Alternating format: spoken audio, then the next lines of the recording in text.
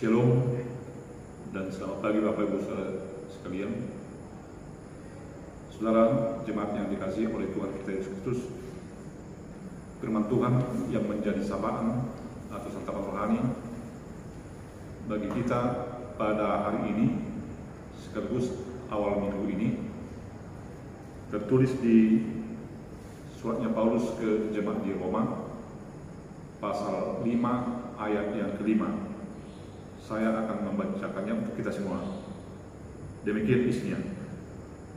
Dan pengharapan tidak mengecewakan, karena kasih Allah telah dikaruniakan, dicurahkan di dalam hati kita oleh Roh Kudus yang telah dikaruniakan kepada kita. Demikian pembacaan firman Tuhan. Hiduplah dalam pengharapan. Saudara jemaat yang dikasihi oleh Tuhan kita Yesus Kristus,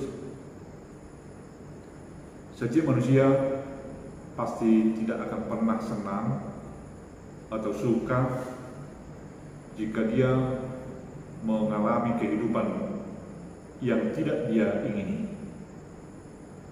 Bahkan ketika itu terjadi, dia akan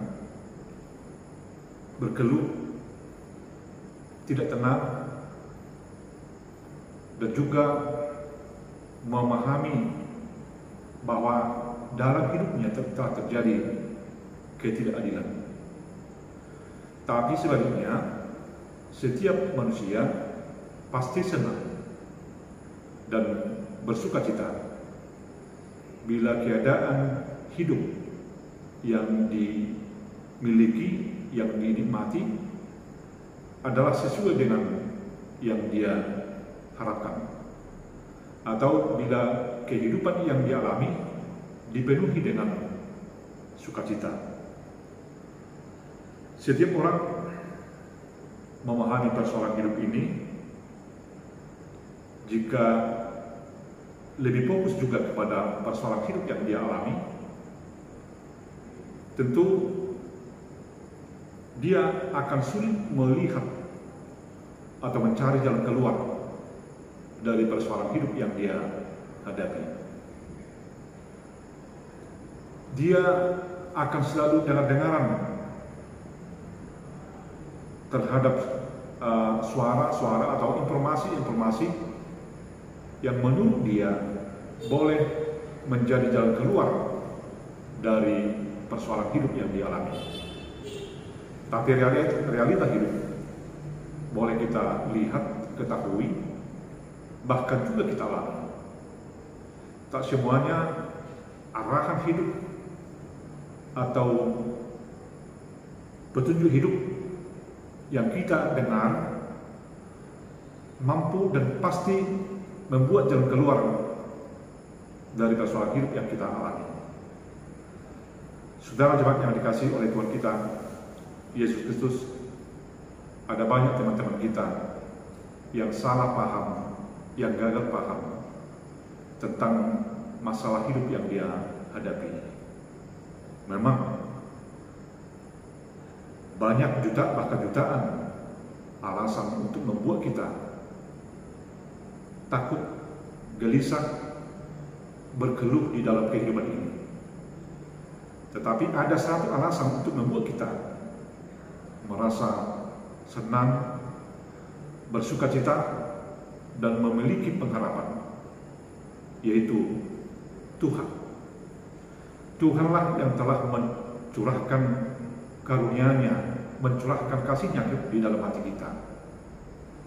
Dan dengan dicurahkannya kuasa dan kasih-Nya kepada kita, maka kita akan melihat, maka kita akan merasakan dan menikmati kehidupan sebagaimana yang diberkati atau yang dikarunia oleh Tuhan.